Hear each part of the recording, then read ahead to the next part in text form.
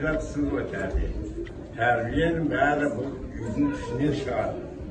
Ata anadan çıkardı.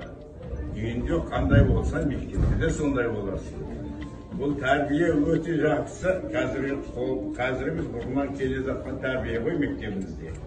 Ол ең бірінші болу керек. Сыйлы болу керек әке-шешеге. Былайынан қағып кетіп, былай тыңдамай қалған. Ондай болмау керек балалар. Үйде қандай мен еңбек жасайсыңдар. Еңбекті үйде қыз бала жақсы жасаса, бұл нұма деп шешелерін жақсы көреді. Ер бала кішкентай қар түссе, далада қар өткізілсе, әкесі жақсы көреді. Әдебиетті бала деп соны айтады.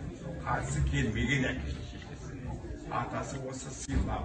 Әдебиетті не болсандар өзі көркемді боласындар. Ол көркемді балалар. Әдебиет сыйлаған әке-шешесі.